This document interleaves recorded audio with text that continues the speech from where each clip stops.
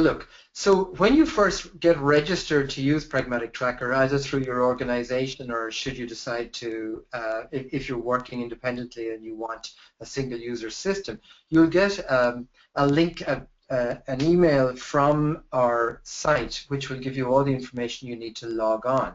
And then you simply log on with that information and it takes you straight in to the program. And you'll see here that there's a messaging system. So in organizations where managers or supervisors or team leaders want to send messages out to their practitioners, they're able to do that. And so you get an introductory message here. From time to time, there may be system messages as well. And of course, when you're new, you're going to have no clients in here. So you can see here, this is a new client list starting up for this imaginary therapist called Webinar.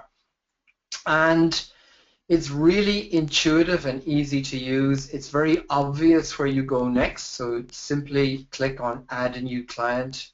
And this brings you to the client profile page, which captures relevant information, age, gender, living arrangements, etc., etc.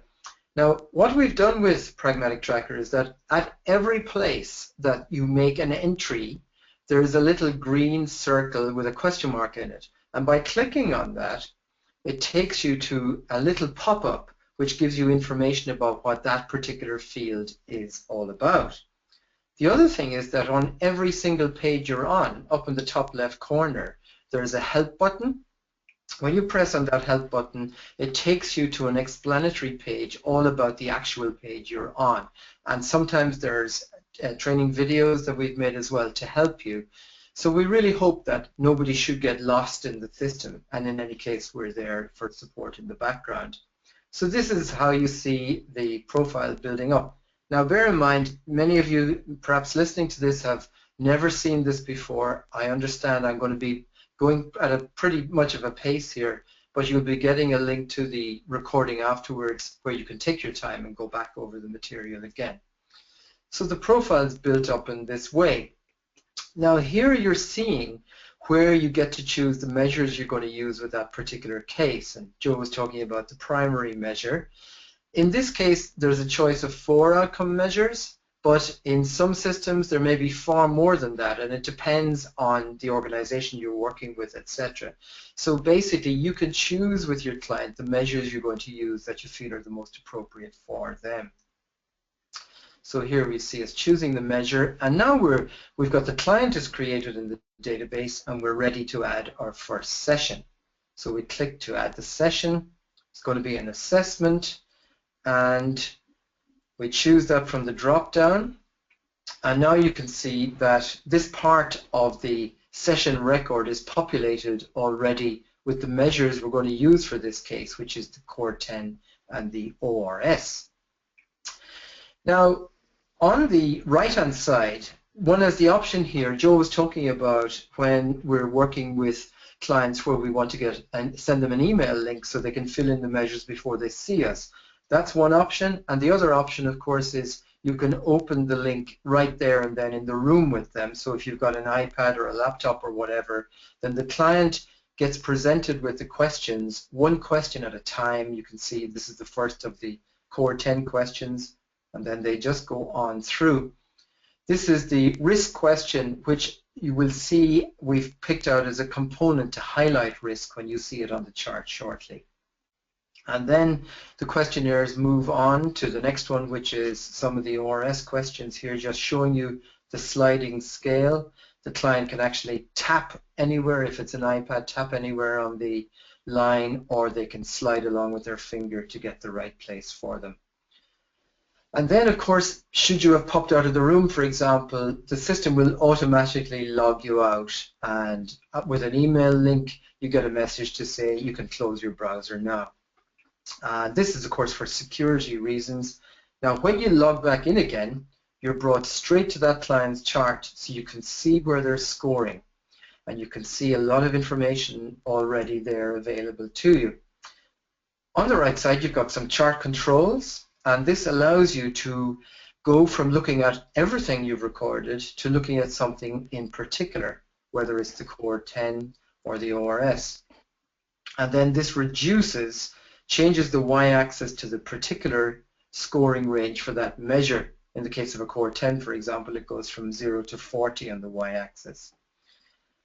And it gives you summary information over on the left-hand side of the screen as well. Now, one of the cool features that we've done over the last 12 months is we now have the ability, when you click on the scoring point on the chart, it drops down below it so you can see all of the individual questions, the items that were answered by the client. And most importantly, here on the core 10, you see that the risk question is highlighted in red to bring your attention to that straight away. So this is helping you to identify what's going on for the client there.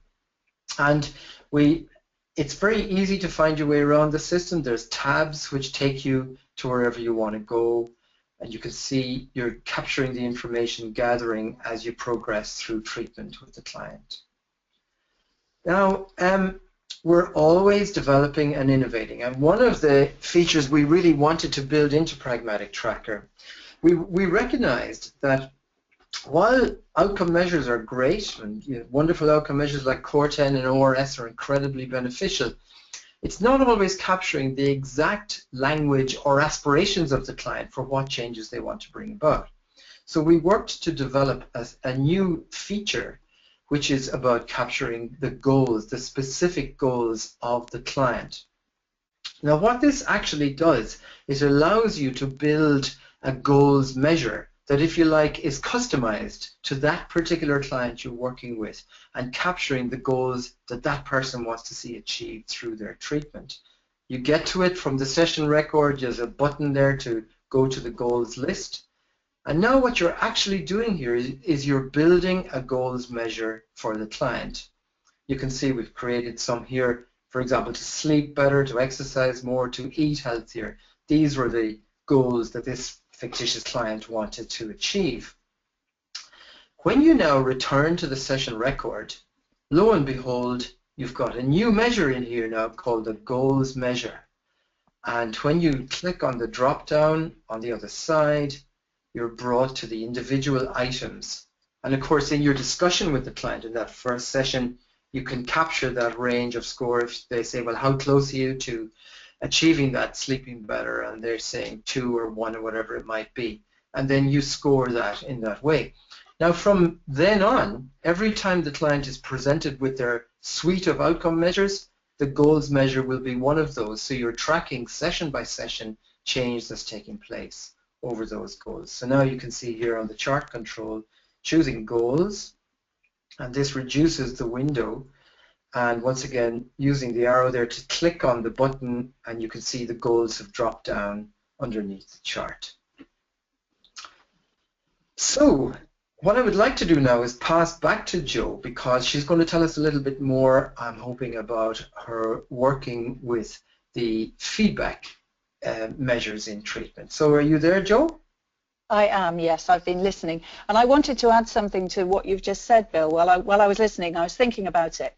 And I want to really express to people how absolutely simple, once you've got to grips with a new system, which obviously, you have to learn how to do it, but there's so much support already up online and support available from Bill and from me, but also that I can go from 0, in other words, no client record for a new client, to having a client record set up and selecting and sending by email the client measures to that client in less than 1 minute. It is so simple. And then the other thing that I think we need to bring out is, if you're working out and about in different settings, maybe in different centres, I used to be schlepping around with massive folders with all my client notes in, and there's always a danger you might drop a piece of paper, or you might leave your folder. Obviously you try not to, but it's always a possibility.